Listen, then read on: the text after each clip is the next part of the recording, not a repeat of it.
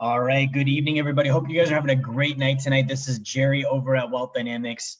I'm going to go ahead and get my Instagram set up here really quick. Coming to you live from the hotel room once again.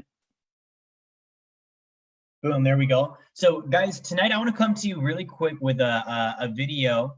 I'm going to share my screen with you guys called The Triangle of Wealth.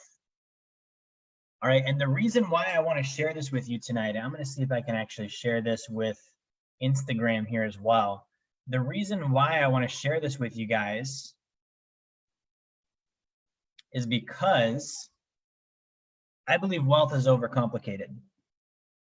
Just a second while I get this pulled up here. I believe wealth is overcomplicated, and because of that, I think a lot of people, avoid it, or they make excuses for why they can't achieve it, or whatever that thing might be on why wealth is not happening for them right now. And so I used to be that way. In fact, I used to be a wealth advisor. I made wealth more complicated for people than it really needed to be. That was my job. And so from that industry, I can guarantee that most of the stuff we think we need to know about wealth, we don't actually need to know. Okay, it comes down to a couple of very simple things. Now, as a kid, growing up, I never knew anyone wealthy. I didn't think I knew anyone wealthy. It wasn't something that was normal for us to have, a wealthy family member or wealthy parents, none of that stuff, right? And so because of that, it wasn't a real thing for me looking at like, all right, I'm going to build wealth. I didn't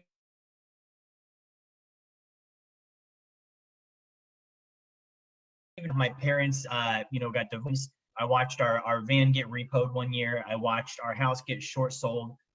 Just tons of money fights and just me in my family. And so I can remember at the age of 17, 18 years old, actually quitting on wealth, quitting on money for that. Okay. Because I was thinking, I was like, all right, well, if this stuff's not real, it's fake, it's not backed by anything, why would I trade my time for it? Why would I work for it? And it was this idea of, I've heard it before in multi-level marketing and investing seminars and conferences of trading time for money. Trading time for money. It's pitched as this idea that's just loathsome, right? It's disgusting, it's slavery, all of this stuff we hear about trading time for money. It's the rat race. So at some point, I'm going to show you what I did tonight. At some point though, I actually opted for poverty. I was like, okay, I'm not going to pursue this. I'm opting out of that system. Not going to spend my life trying to earn money if it's not worth anything. So I'm going to just, not use money. I'm going to avoid it.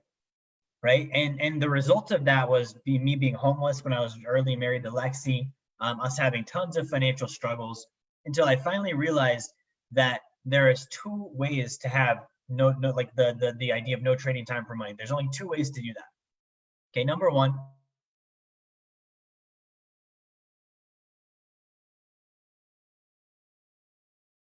number two, I can go be poor, right? Now, which one gives me more ability? That's what I want to cover today. That's what I want to cover tonight. Which one gives me more ability? So here's some of the facts I want to share with you guys. All right, so looking at passive income numbers, I'm just going to reposition my Instagram here. Looking at wealth numbers and passive income numbers, some of the facts and stuff I'm going to cover with you. The definition, though, of wealth is passive income greater than expenses, 40% savings, and taxes. Meaning at the point that my passive income surpasses my monthly living expenses, right? 40% savings rate and my taxes, that's the point where I'm actually wealthy. Okay, not before that, not after that. It's at that point only, right? Now, I'm talking to you tonight about the wealth triangle, which obviously, I want to break that down for you. A triangle, any three-cornered or three-sided figure or object or piece, right? That's a triangle. So wealth has a triangle that if we followed, it would factually create wealth. Like factually, this is not stuff where it's like, maybe if you win it, like, there's luck or there's chance or this is the methodology. And if I follow this methodology, I would be wealthy. It's what I've used. It's what I've used. It's what wealthy people have used for centuries to build wealth. Now, here's some crazy stats I came up with. I want to share this with you because it really shows a percentage of the population is educated on this and a percentage is not, right? So 0.70% of the world population controls over 40% of the world's wealth. Guys, that's less than 1%. That's less than 1%. That's insane to me. Less than 1%, 0.70% of the world population controls over around that really quick. Insane, right? Here's the other stat. 68% of the world's population, so about 70% of the population, controls only 3% of the world's wealth. That's nuts. So what that shows me is that there's a very small percentage of people that understand money well enough that they control 40% of the world's wealth. Okay, and there's also 7 out of 10 people that probably think they know about money. They probably think they know a lot.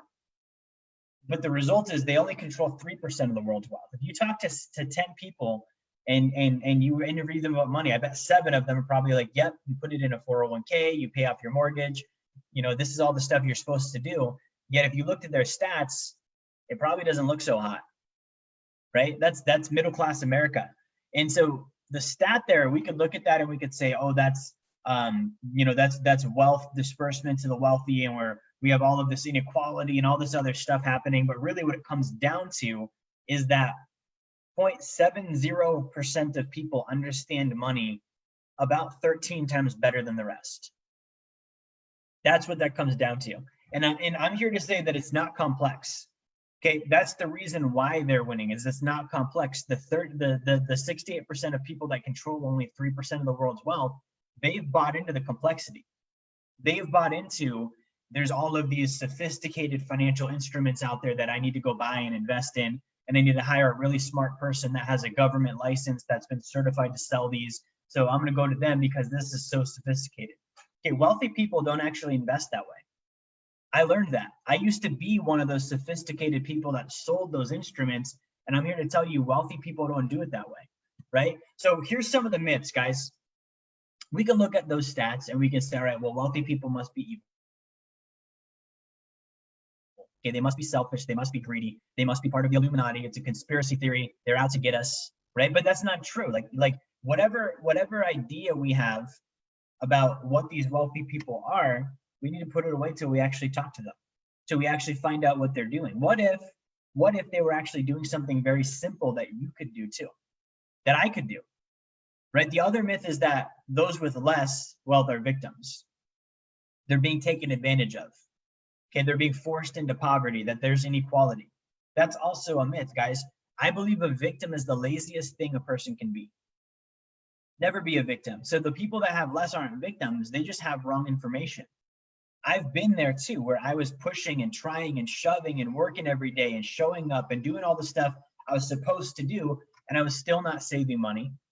I was still not investing. I still had no passive income. I was still not winning. And so I had to look at, all right, the only thing I'm a victim of is the wrong information, right? It's like trying to play a game if I don't actually know the rules to the game and I'm playing against an expert. I'm not going to do well, right? The other myth here is that wealth is complicated. It's hard to attain. It's something that you have to win, or you have to go through, you know, Ivy League college schools and be promoted up into Fortune 100 America if you want to build wealth. That's not it either. It's not inherited. It's not something that most people win. They're not lucky. Okay, like it's something that actually is a simple system that can be followed. But the simplicity of it can actually trick you. It can actually like be one of those things where it's like, man, it's got to be harder than this, but it's really not. It's something that if I follow this, it will work.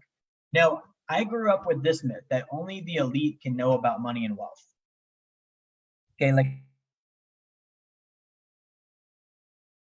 I grew up in a household where we kind of did believe in the Illuminati. Right? We believed that there's all like this was something my family like kind of like gravitated towards. So one of the myths I believed about wealth is, all right, well,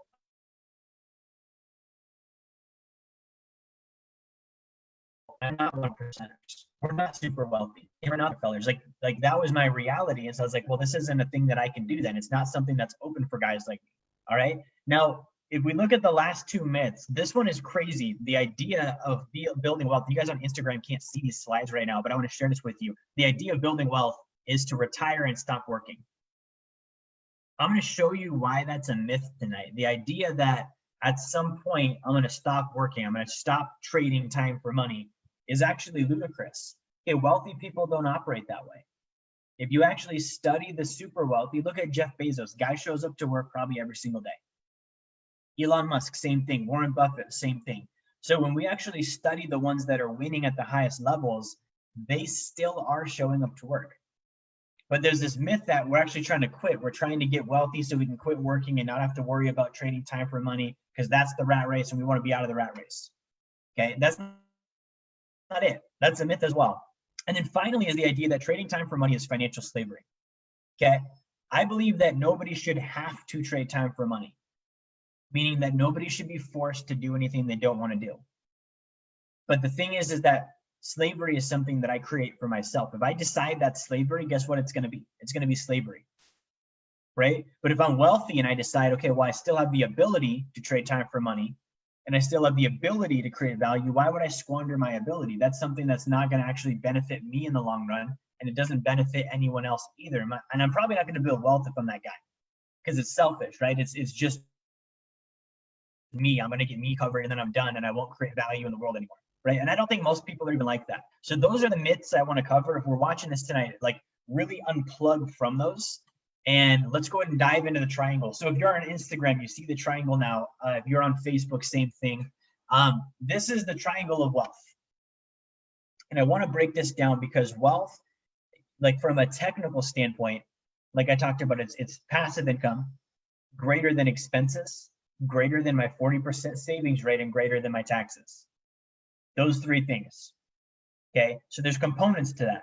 Now, from like a reality standpoint of like, well, what is it actually going to look like and feel like if I'm wealthy? It's going to feel like I don't have to trade time for money anymore. Like I'm not obligated to that any longer. I don't have to go to work if I don't want to. And to give a really good example, my definition of wealth from like an application, like if we're looking at like a dynamic definition, it's kind of like the ability to treat money like oxygen. Think about, have you ever counted your breaths? We talk about paycheck to paycheck, but have you ever been breath to breath? Like, oh crap, there's not enough out there. Or I don't think I can afford this next breath. Or even,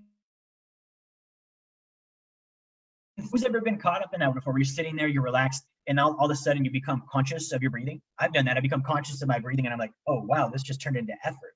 I now have to think. I have to now think about breathing when I never usually have to do that, and it's awkward, and it's actually something that's kind of hard to get out of, right? But imagine living that way, where you did have to look at how much oxygen is left. How many breaths am I allowed to take? Okay, I'm trading oxygen for carbon dioxide. That's a ripoff. I can't breathe the carbon dioxide back in. Maybe I should constrict the oxygen. Like imagine living that way. It wouldn't work. So the idea that I have with wealth is everyone is going to be different, but it's the ability to treat money like oxygen. There's a certain amount of income that if you had, if I had, if anyone had, you wouldn't consider finances. You would make your decisions independent of finances. You see, a lot of times we hear financial independence, right? Think about what that means for you right now. Financial independence. When I first heard financial independence, I thought that meant that I wasn't dependent on anyone else for finances. I thought that meant that I didn't have to depend on a job. I thought that meant I didn't have to depend on my parents. It meant I didn't have to depend on the government, right? I thought that's what financial independence meant. My new definition of financial independence is this: not depending on finances. Imagine having so much money that I don't even depend on it. I don't think about it. I don't consider it. It's just something that I can blow and give away and travel and invest and grow my business and do all of this stuff without being dependent on finances. If you look at the word dependent and you actually clear that word and look it up, that's powerful, right? So we've got this triangle. This triangle represents my wealth. Okay, if you're watching, it represents your wealth, right? If I want the triangle to be big, that means I want my wealth to be big. There's no limit on how big it can be, right? Just like if I want my triangle to be small, I want my wealth to be small. Like there's no limit on how small it can be. I'm in control of that, right? So here's how this goes. There's 3 points on the triangle. Okay, there's earning, there's saving, and then there's investing. Didn't I tell you guys this was simple? Earning, saving, investing, those 3 things. Those are the only 3 things you need to know to build wealth: earning money, saving the money that I've earned, and then investing it, right? And so the way that I would look at this is each of those represents a quarter of the triangle, meaning the more that I do those activities, the bigger my triangle gets, the bigger my wealth gets. The more I earn, the more I save, the more I invest, the bigger everything gets. That's it. Like that's all you need to know about building wealth. Earn, save, invest. Right? Now, like I said, it's simple. It's simple, but it's difficult because it takes a lot of commitment. It takes a lot of discipline. I used to be a bodybuilder. So I would do shows, I would compete, I would be on stage, and I would have maybe a 16-week prep. Right? And the first couple of weeks of prep, super easy, right? Because I'm still kind of lenient on my diet. I can still have a lot of carbohydrates. My meals have a lot of variety. I'm not doing a lot of cardio, and it's kind of just like I'm coasting, right? I'm just, the first 3-4 weeks. But as I start getting into like week seven, every meal is chicken and salad and cod and salad and chicken and rice, and that's it. And there's a ton of cardio, and I can't have carbohydrates, and my cheat meals went away. That's discipline, right? When I'm doing that, and this was a terrible idea. I was doing that and working as a pizza delivery driver. So imagine being in that state, like that much craving, and all you do all day, every day is deliver pizza to people. It sucked, right? But that's discipline. And my point is that, like this wealth thing, if I'm trying to expand my triangle, I have to know my end game. When I was a bodybuilder, I knew it was only 16 weeks. I had to get to this marker, this number. As soon as I get to this number, I can take a break. I'm good. But it's done in sprints is what it's done in. It's not a year round. I'm hardcore on my diet. I push, get to the show, compete, win, and I'm good for a couple of weeks. And then I get into my off season and things change a little bit. Right? So if I don't have an end goal where I'm knowing, like what we talked about last week, what is my passive income number? Like, what do I need to have to cover my expenses, my 40% savings, and my taxes? If I don't know that number, then I'm not going to be able to build wealth because it's going to take lifetime discipline. Nobody has lifetime discipline. We all have discipline in spurts. So I need to know my number. What's my target? What are my sub-targets? What are my checkpoints to get there? Now check this out. On this triangle, the most powerful point is earning. The most powerful point on this triangle is earning, right? So there's 3 vital components. There's earn, save, invest, but the biggest one is earning. Think about this. If I tried to build wealth by saving, I would eventually cap out because my income is only so much. I can't save what I don't make, right? If I tried to build wealth by investing, I'm going to cap out there too. I've met this guy before. I want to invest. I don't have money, so I'm going to try and just leverage and try and do it for free and put no money down into any single deal. My margins are like this because I have no cash flow, because I have no equity, because I didn't save anything. That guy's going to cap out too, right? Now, if I earn, which is what I've done for the last 5 years, earn, push on the income and really grow the income and save as much of the income as I possibly can, then I'm able to then take that and put that towards my savings and keep it and then invest it. And guess what happens when I invest it? A new income stream reproduces, right? It's all about earning. Like that's my starting point. Now I've also got to save. Now, if I earn and don't save, like we've all met that guy also. If I earn and save, but I don't invest, we meet that guy too. That guy is the one that's terrified. He's got $300,000 in a money market, not doing anything because he doesn't know how to multiply it. He doesn't know what to do with it yet. I've got to do all 3 of those things. Now, here's the thing, guys.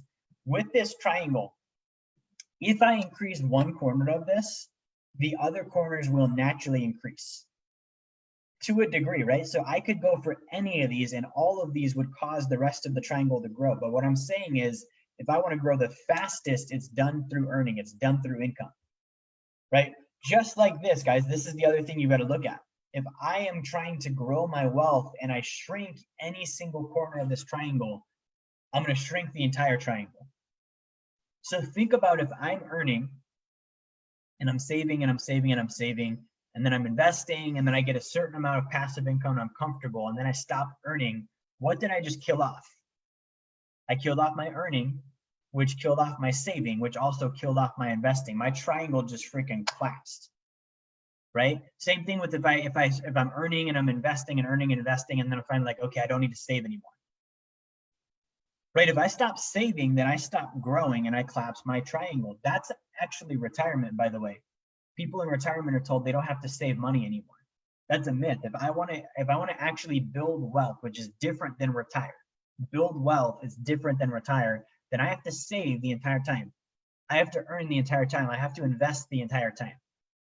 right? So it just comes down to like, I understand the triangle. It's simple. I'm not overcomplicating it. I know my target. I know my number. And I have the discipline to keep doing all three of these things. I'm always earning. I'm always saving. I'm always investing. I know guys that they earn and save and they've got a ton of money stacked up. They're 40, 50 years old, zero passive income. Right? Not to pick on them, but it's simply because they didn't do the third thing. They're not ever going to be wealthy if they don't do that third piece. Right? And I know people that do like the other two and they don't save, or they do, saving and investing and they don't earn. That's a lot of people in middle class America. So you got to do a lot of this like simultaneously, and it never stops. And that's the thing that you've got to really wrap your mind around. I had to wrap my mind around, okay, this thing doesn't end. I'm always growing it. I'm always building more, right? Now, the other thing I want to go through is with income, right? So income is the key. You got to look at it like this. The more I earn, the more I can save. That's how I've got to look at it. The more I earn, the more I can save.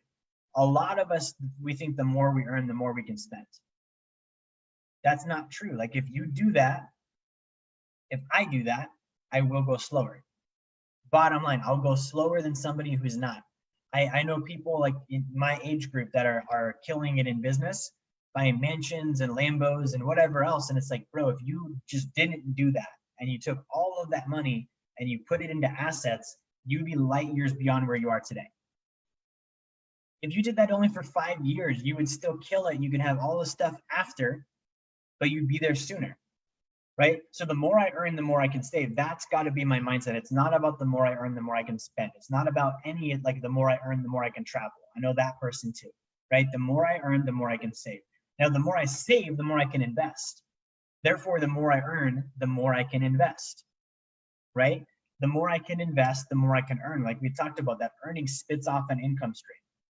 That income stream now stacks up on my earnings. I then save all of that, right? So that's what I'm really looking at with earning. Is it's the beginning of the cycle. It's my accelerator. Now, traditional knowledge, they've taught us that earning is bad and should be stopped once wealth is achieved. Okay, who's heard that before? Like when you retire, you quit your job, and you just buy an RV and you travel around the world and you walk around the beach. That sounds boring as hell. Like maybe for a couple of weeks that'd be cool, but like a lifetime of that, I would die early. Right? So the myth is that the earning stops once you're wealthy. Really, the earning should kick up more once you're wealthy. Okay, like here's a good example of this. You guys know John Rockefeller, right? Did you know John Rockefeller, when he stopped working inside the business of Standard Oil, instead he started working on his investments? He made more money after he quit Standard Oil than before when he worked there. And I say quit lightly. He never really quit it. It was always his business. But you guys know what I mean. He built himself out of it, right? He didn't stop earning. He just focused on what's the next thing. The next thing is these projects and investments and expansion activities. So there is a degree of like maybe my job changed a little bit. Like I'm not working in an employee-employer relationship, but I'm still working. I'm still doing something with my time. I'm still earning. Right? Now, the other thing you got to look at is with earning and income. With this cycle, earn, save, invest. Investments that don't earn are counterproductive to wealth. Meaning if I earn, save, and invest in something that appreciates but doesn't have income, doesn't have any sort of an internal earning, then I'm actually shrinking my triangle. Because my invest thing went down. I'm not reproducing another income stream for the future. Right? Instead, I'm gonna have to sell something which actually kills off my saving and my investing. It shrinks. Most retirees are on a countdown to die before they run out of money. Think about what I just said.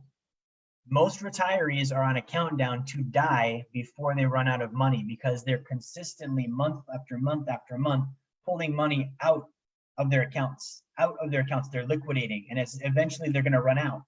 Because they're liquidating. They're not earning still. They're not saving still. They're not investing still. They're just consuming. So it's only a matter of time before they run out. And every retiree would hate that. So they're like, man, hope I don't outlive my income. AKA, I hope I die before I run out of money. That is no way to live. Like, why would someone want to live that way? So saving is huge. So saving is the linchpin. I'm going to come right out and say this like right off the bat. those of us that watch Robert Kiyosaki and Grant Cardone and we hear them say savers are losers, like individuals that actually believe that they mean that are severely financially miseducated. Like, how do you think they bought the real estate? They saved money. So savers aren't losers. They don't do anything with the money they save are losers. Some people do well, right? But if I'm like, oh, savers are losers, like, why are you saving? That's idiotic. What, like, what else am I supposed to do? I can't just steal investments. Like, I have to have money to put into a deal to get the income, right? So saving is the linchpin. If I earn and don't save, I never become an investor. Saving is the number one way to build wealth after you've got the income, because you can't just invest the income. You've got to build it up, accumulate something, and then invest it. Now, check it out. Americans don't save very much. We probably save, like, as a nation right now, less than 10%. We've been in a boom, by the way, like an economic boom, the last 10 years, which means that probably savings rates are down even lower. When the economy does well, people usually don't save, they spend, they consume, right? Now we're about to head into a recession, possibly even a depression. People that have not been saving are going to get hit hard with that. All right. So if I'm saving right now, that's excellent, but a lot of us aren't. So I want to answer a question really quick on how do we save money if we're not currently saving money? How do you commit to a savings plan? So if I'm not saving, this is what I'm going to do. If I'm not saving, I'm out here earning. Let's say I'm out here. This is me. My pen, I'm out here earning, I'm not saving anything, my money goes all over the place. I'm going to commit to a forced savings plan. It's going to take money from me every single month without my say-so, without my decision, without my discipline, because my discipline is probably poor if I don't save money, and it automatically is going to pull it from my account.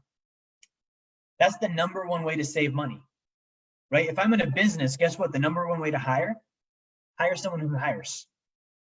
You have to turn the flow on in a way where it can't be turned off. So if I'm not committing to a forced savings plan, like I talked to a guy 2 weeks ago. He sells mortgages, single family residence, investment properties. We don't agree on most things, but he made a point, and I want to give some validity to the point. He said, for the average American, if they didn't own a home, they would never save money. That is sad, but true. Okay, and I'm not saying you need to go buy a house now. I'm saying that people are so bad at saving that if it wasn't for them signing up for a mortgage, which is going to pay their bank $300,000 to $400,000 in interest over the life of that financial vehicle, this individual would save zero, right? Same thing with the 401k. I freaking hate the 401k, but the reality is most people would have zero saved if they didn't have an auto draft plan on their 401k that took money out of their paycheck every month. That's the bottom line. And that shows the condition of people. It actually kind of pisses me off a little bit, because it's like, man, my discipline is really that bad that I have to put money into things that are terrible for me and force them there, because otherwise I won't do anything. That's where America's at. Like, and this might come off mean, but I want to use this as an example. Who's seen the movie Idiocracy? I think it's got Brian Wilson in there. They're like, they water their plants with Gatorade. That's most Americans with finances. Like, we're just doing all of the wrong things, and somehow we're surviving. But the bottom line is, if I want to change, I have to actually commit to a change. Like, meaning I would sign up for a forced savings plan, not a 401k, not a mortgage. Like, the sacred account is the best way to do this. It pulls money out every single month until I'm ready for that deal. Right? Now, if I'm not saving, then I'm not going to go and try and handle all the reasons why I'm not saving before I save. I talked to a guy today. He's negative $2,000 a month, meaning when he earns his money and spends everything, he has a deficit of $2,000. Do you know what we did to handle that? We signed him up for a sacred account. The reason why is that's a vacuum. It's going to pull $150 a month right off the top, and he's got to go figure out what to do with the rest. It's called pay myself first, which doesn't mean, it's not a cute idea of like, oh, I should save. It means, no, literally pay myself first. Savings come out, I'm left to handle the mess and pay for it with whatever is left over. That's how I force myself to build wealth, because my discipline is not going to be there. I'm going to have distractions, but it's about that commitment, right? I'm huge on this. So save money. The other ways you can do this, by the way, if I'm looking at my margin and I'm like, okay, I'm earning this, how do I save more? First, reduce your debt. I recommend reducing debt. Like there's no reason for an individual to be paying more money on their credit cards, more money on their mortgage, more money on their student loan when they're not financially solvent. Why would I give financial institutions a larger percentage of my income if I don't have money saved? So reduce the debt down to the minimums until I'm solvent, I've got money saved, and then I can start tacking that debt down as an investment because I'm actually earning an interest rate when I pay it off early, right? Save money by reducing my insurance costs. Probably 7 or 8 types of insurance that are legitimate, the rest are scams. Cancel the other ones you don't need, reduce down to the cheapest on the ones you do need, and you have money freed up. Taxes. Talked to a guy today, he gets a $9,000 tax refund. That's $750 a month, guys. $750 a month that he would get back in his budget every month that he could save. So reduce taxes down, correct my exemptions, right? Like meaning like I would actually like go on my W-4 personally, I would change it and say, hey, I'm claiming 9. And I think the form changed a little bit. So now it's actually income and expense based, but I'd say I'm taking maximal deductions, pull out the minimum amount of taxes, and I'll just owe at the end of the year and pay them later because I want to use that money now instead, right? Last one, if I want to save more money, quit putting money in investments. If I don't have liquid cash saved, at least 3 months of expenses, I've got no business putting money in my 401k. I've got no business putting money in my Roth IRA. I've got no business putting money into anything because I'm insolvent. If I'm insolvent, meaning I'm broke, that's not going to help me out very much, right? And then finally, we have something called the 1 to 5 game. So the 1 to 5 game means that I'm actually going to mentally rate my transactions on a 1 to 5 scale. 1s are dumb, meaning I bought something that was dumb. Raise your hand if you bought something dumb. I have, right? If it's a 1, I'm going to return it, get the refund, and the money from that refund is going to go into my sacred account. 2s are bad timing. Who's ever bought something that they were really ramped up about, but they didn't need right now? I have, right? Bad timing. I'm going to return it because I don't need it right now. I'm going to put that money that I get from the refund into my sacred account. 3s are a maybe. Really, there's no such thing as that, but it gives you kind of a safe zone until you can figure out what to do with it. 4s are vital for survival. I never return a 4. 5s are income producing and tax reducing. If I follow those things, I will maximize my savings rate. I will save more money than I ever have. Like it's insane how much money we can free up by doing this. Now, investing is the multiplier. Investing is actually last. And I want to share with you, investing is actually the most boring. I was talking to a client the other week and I was talking to him, I own a fund. So we own a fund and we do real estate investing. And he's like, man, I want to open a fund. That sounds exciting. And I was like, hey, actually, it's one of the most boring things in the world because you're not actively on the deal. You pick the deal at the time you pick the deal, and then you close on the deal, and then you fund the deal, and then the deal pays you. And then you don't think about the deal until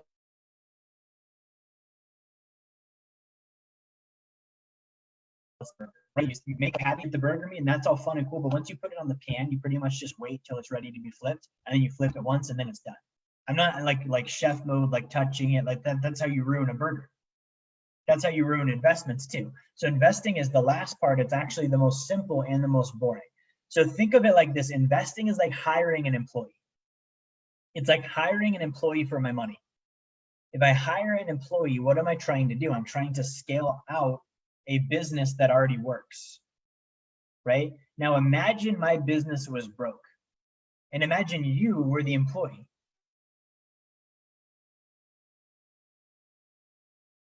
And you knew my business was broke and I was trying to hire you. Wouldn't you want to be hired? No, you wouldn't. You'd be like, Jerry, I know you can't pay my payroll. Your business is broke, right? So only solvent businesses should hire employees, just like only solvent individuals should invest. If you're broke, you don't need to be looking at investing. If I'm broke, my present time problem should not be passive income. My present time problem should be, man, I need to get unbroke. I need to go to work. I lack value. I'm lazy. I need to get more money in. I lack discipline. I need to save more. It's not investing. Like investing is not the fix-all. Investing is the multiplier once I have fixed it all, right? So investing should pay out an income stream that increases my earnings and it increases the amount that can be saved. It's like an ever expanding circle, right? Earn, save, invest. Now I have a new income stream and it continues to grow and expand until I have this gigantic triangle, right? So that's the key. And then I should never let up on my earned income simply because I'm now earning passive. That's a myth, is like, I forget who it was. I talked to somebody and they asked me like what I do with my passive income. Like, do you buy watches with it and do you buy cars with it? And I'm like, dude, no, it goes into an account that I literally never look at. I don't even have the password to it right now. I couldn't log into it if I tried. The reason why is that account's sacred. I don't need to know about the money in there. That money is going to sit there till it's time to invest again. That's what passive income is for. So all of my passive income should get reinvested because I'm trying to build wealth, not be lazy. I'm trying to build wealth, not retire. And then lastly, I want to say on investing, if an investment loses money or just simply doesn't make money, it shrinks my triangle. Think about it. If I earn, save, and then the invest part is either flat or a negative, my triangle shrunk. Because now I can't earn more. And because I can't earn more, I can't save more. And because I can't save more, I can't invest more. And even if I could, I invested in something that doesn't work. That's why I don't do the stock market, right? So what I want to show you really quick, guys, is and I might flip Instagram around for this. This is something I came up with today. I've been doing a lot of studying on like just scales and how things work and like sub-product lists and like really focusing in on how do we simplify money. And I came up with this idea called the wealth scale. Okay, so the wealth scale is basically at the very top is my passive income, being wealthy, right? My passive income exceeding my expenses, my savings, and my taxes. So a scale would be like I have the very top, I have the very bottom, and I can move up and down a scale, right? Depending on where I'm at. So I have wealth at the top, my passive income exceeds my expenses, savings, and taxes. And the result of that is that I don't have to trade time for money, right? That's what I'd be going for if I'm wealthy. Now, what's ironic is at the bottom would be poverty, right? So if at the top of the scale is wealthy, at the bottom is poverty. Well, poverty is no income and no expenses and no savings and no taxes. The result also is that I don't have to trade time for money. Isn't that crazy? Like wealthy has the same result as poverty. I don't have to trade time for money up here and I don't have to trade time for money up here. So think of it like a bell curve, like it's traveling at the bottom, it peaks up, and when I pinnacle, it comes back down, and both sides equate to the same thing. Now, we both know that poverty equals less options, less ability, right? So I wouldn't want to go to the bottom. I would want to climb to the top. It's going to be the same thing either way, not trading time for money, but I want the abilities that I get from at the top of that scale. So in the middle is a varying degree of trading time for money, right? So at the very bottom, if I'm in poverty, I'm trading no time for no money and I'm not doing any of that. Then I have maybe a little bit of time being traded for a little bit of money, and it slowly climbs up until I get wealthy.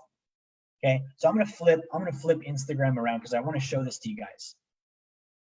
All right, Insta, let me flip you guys. Okay, excellent. So this is the wealth scale. I hope you guys can see this okay on Instagram. I came up with this today. It's in red writing. No, it's not from Jesus. I don't know if you guys caught that. That's my joke for the day. Anyways, this would be like the bottom, right? Poverty. Can I notate on this? Sick, I can notate. Okay, cool. So let me do some drawing on this. So at the very bottom, we're gonna do yellow, would be poverty, right? So if I'm in poverty, that means I have no money being received and no time being traded. Okay, this individual has quit financially, but again, they're not trading time for money. At the top, this would be the top. Let's put some arrows here. At the top, we'd have wealthy, right? So wealthy would be that I'm receiving money, but I have no time traded. I'm receiving money, but I have no time traded. That gives me unlimited financial ability because my time is free and I still receive money, right? Now, most people don't start here. Most people start actually here. Think about when you were a baby. Sorry about that, Insta. Think about when you were a baby, right? You didn't trade time for money. You were poor. You were naked. You had nothing. It was all your parents' stuff. You were a mooch, right? And then most people start here and they climb up where then they are a kid and maybe they earn allowance, right? An adult, if they did the allowance thing, that would be considered lazy. If I was like, hey, honey, I cleaned the bathroom, can you pay me? Like that would be considered lazy. So it goes from poverty to lazy, minimal money was received, minimal time is traded. So this would be like an example would be adults that work at minimum wage jobs. Okay, the person who's 40 years old, they still work at McDonald's or IHOP, right? Like that would be laziness. That wasn't meant for them. That was meant for a kid. right? But this is the result. Again, not judging, this is just what is. That's what's there. Minimal money is received and minimal time is traded. It doesn't take a very high skill set to say, what's your order, and bring that to the kitchen, right? So that's going to be minimal money received for that time traded, because it's not very good time being traded. Now, as we move up to insolvent, this would be the next step up the scale. Money is being received and it's a great deal less than time traded. This person is at a deficit, and I've been here before. This is a scary place to be. I'm receiving money and it's a great deal less than the time traded, meaning I'm working hard, I'm not making very much. Okay, this would be the person who's like grinding at their construction job or whatever it might be, where they're just killing themselves and they're not making money that's worth the payoff. And because of that, they live in a deficit of energy, a deficit of time, and ultimately a deficit of finances, right? Now, the other one here, I'm going to go up the scale. Let me just erase this part. I'm going to go up the scale, and up the scale, we then have the poser. Okay, money received is a great deal less than time traded, but they still act like they're wealthy. Okay, who's ever met a poser before? Like, you know, they don't have the money, they act like they have, but somehow they still have a car that the wealthy person would drive. They still go out to eat all the time. That's a poser, right? I've been there too, not very long. I think that people who stay here, ultimately, they damage their ability to ever build wealth, because it just continues to build that deficit, but they act like there's not one. Right? We move up from poser to then being broke. This would be my cycle if I'm moving up the scale. This is what I would be seeing. I move up from poser to broke. Okay, broke, I receive money that's less than the time traded. Okay, it's not a great deal less, but it's still less. Meaning my ends don't meet. I'm hand to mouth every week. Right? Like I'm not really making it. This person is usually angry. I've been there before. I was angry because I felt resentful, because I was killing like my body, I was trading time, and I wasn't making enough money, right? We move up from broke to then stressed. That would be the next step up the scale. Money received equals time traded. It's an even trade-off, literally trading time for money. If I don't work, I don't make money. That is like an ever continuing cycle. It's a hamster wheel, right? I've lived in stress before, where the money I trade, or the time I traded, was the money I make, and I don't trade the time, I don't get the money. Right? We move up a little bit. That's middle class. Money received barely exceeds time traded. I'm still paycheck to paycheck, because that little excess that I have usually goes to bars and restaurants and car payments and mortgage payments and student loan payments, right? This person, a lot of people get stuck here. I've been there too. Wasn't making it. Felt really good. Felt like I was one of the people, and I was one of the Joneses. I was keeping up with them, but it wasn't actually paying off, because I was paycheck to paycheck. I was making no progress. We move up from middle class to then comfortable. Money received is slightly exceeding the time traded. I'm better off than most. This would be the next level of the scale. I've been there before too. Okay, we move up to then well off. Money received greatly exceeds time traded. At this point, I'm probably in the top 10% of wealth, the top 10% of income earners, right? That's not a bad spot to be in. A lot of people might stay there. And again, this depends on my goal. If this is the very top pinnacle, like if this is good, I don't necessarily have to go here. That's up to me. This whole scale is up to me, right? If I did want to go up, the next step would be wealthy, which my money received has no time traded, unlimited financial ability. Now, here's the problem. Most people hang out here. I'm actually going to just clear this off really quick.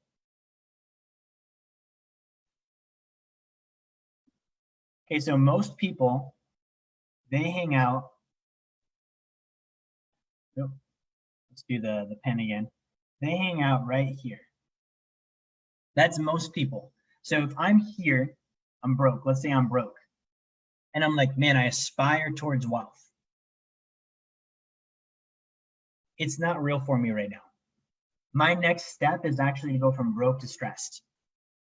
As weird as that sounds, you've got to give me the broke to stressed plan. If someone gives me the broke to wealthy plan, I'm not going to be able to follow it. That's not real. I just skipped freaking 5 steps. That's crazy.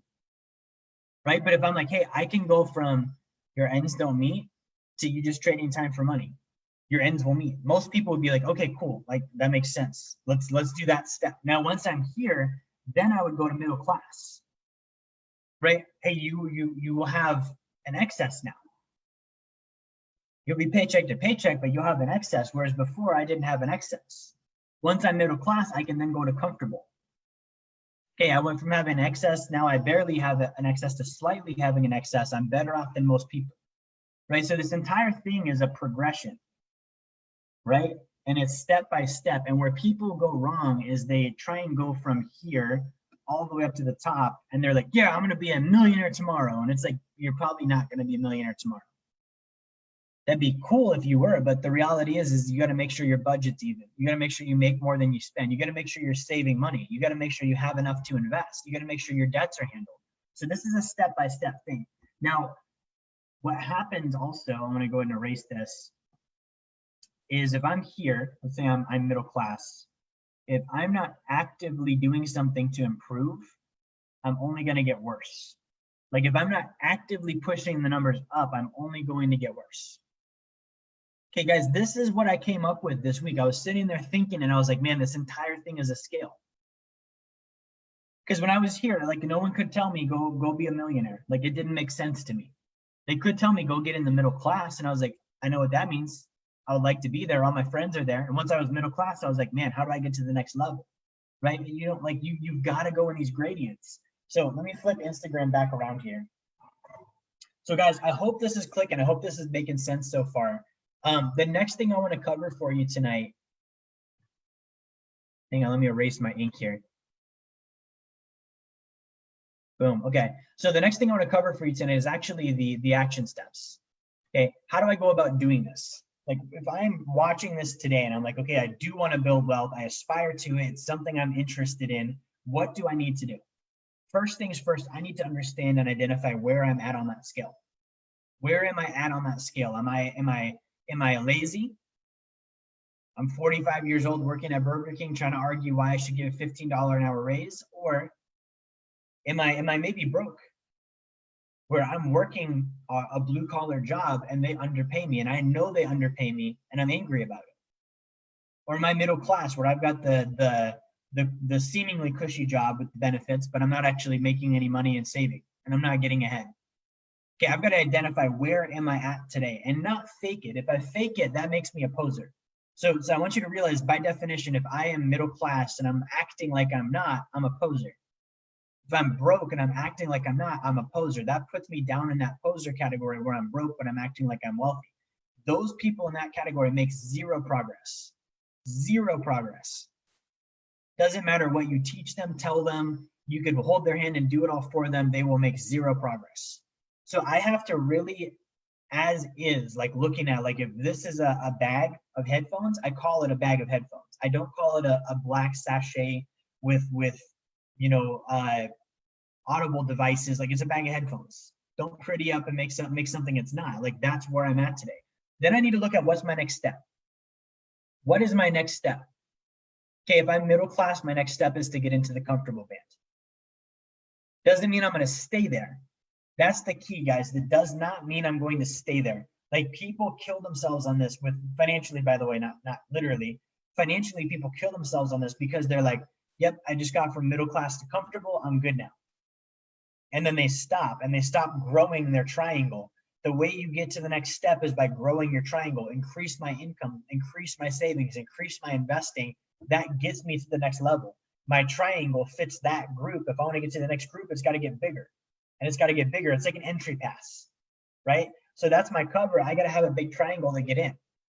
All right. So I'm going to increase my income. I'm going to maximize my savings. I'm going to invest and I'm going to repeat. And I'm going to do that over and over and over and over and over again. And it takes discipline because that's not sexy and it's not sophisticated. It's simple, easy, and boring.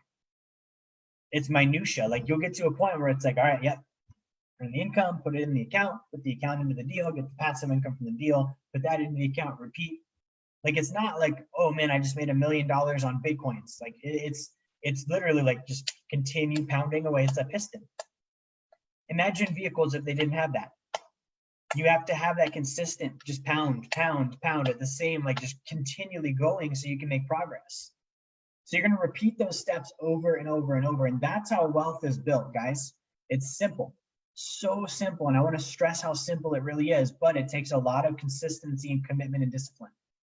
and you've got to know your target, and you've got to know why you're going there, and you've got to know where you're at on the scale and what your next step is. So guys, that's all I have for you tonight. I do want to open this up really quick for questions. Let me just pop open Facebook really quick and see what we have here today, if there's any questions.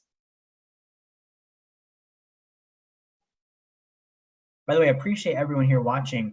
If you guys have questions, let me know. Let me see if I have anything on Instagram here.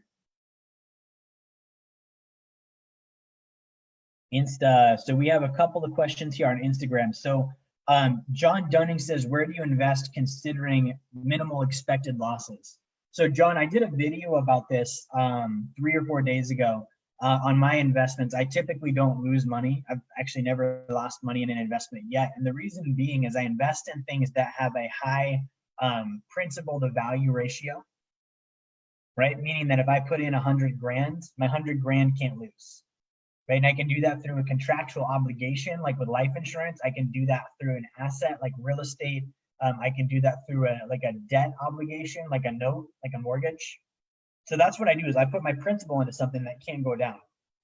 Gold and silver also, like if I have gold, like an ounce of gold will always be an ounce of gold. So that's not going to go down. So that's how I would do that to get minimal losses on investing. Because again, if I invest and I lose money, I'm actually shrinking that triangle.